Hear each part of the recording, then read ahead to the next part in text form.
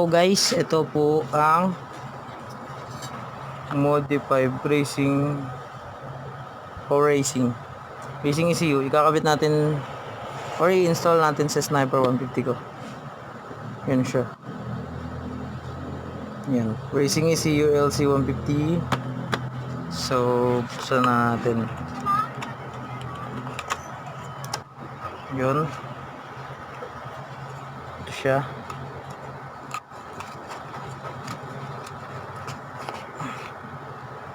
Ito siya, yan, Racing ECU LC 150 o Exciter 150. Kasi yung mga pangalan na yan galing sa Thailand, mga ganun. Thailand, Indonesia. Yan, Racing Generation Mody5 inverted. Ang nakalagay dito, Racing System Quality Grade A Bib Limitation, High Performance, Power and Speed. It's time to ride.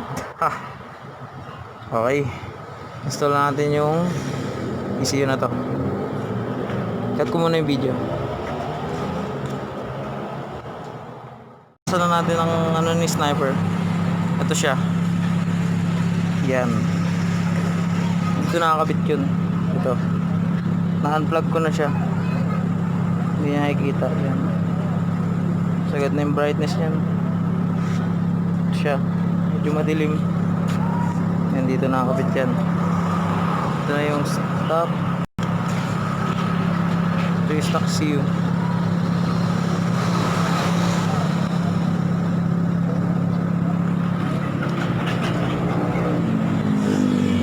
Ito kakabit ko na siya.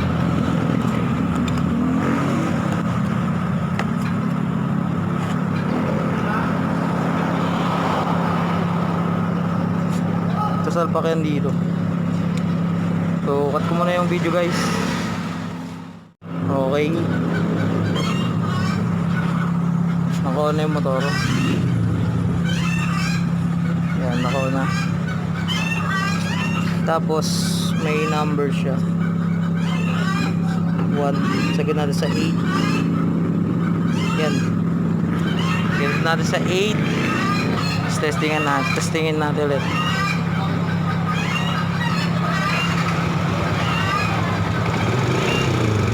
Hindi ko mawawala yung limit niya.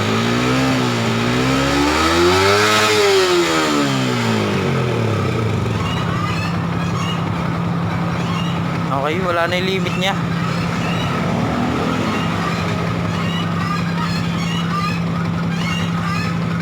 Yun, sinet na sa 8, sagad na yan.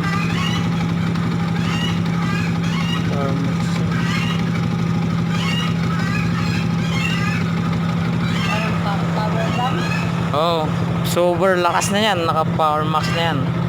Wala na yung ano niya, wala na yung, hindi na yung, patay na yung RPM niya. Di ba dati guys hanggang dito siya, ngayon mabot siya ng 12. Ay, mabot na siya ng 12. Dapat 9 lang. Oh, dapat hanggang dito lang siya. Ay, mabot na siya hanggang ganun siya hanggang 12. Sagad na. Yun ang nabibigay ng power ng Power Max. Mody5 yung brand.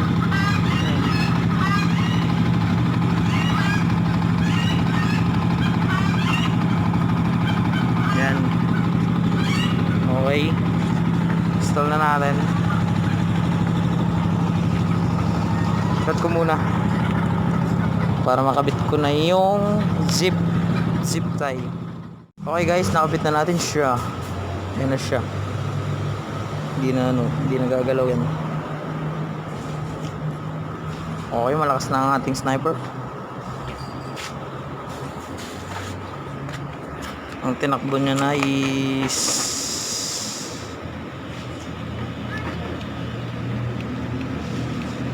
tanda na rin ito eh. Mga nasa 637. So yun guys, hanggang dito muna ng ating vlog. This is Free Motor Rides. Bye bye.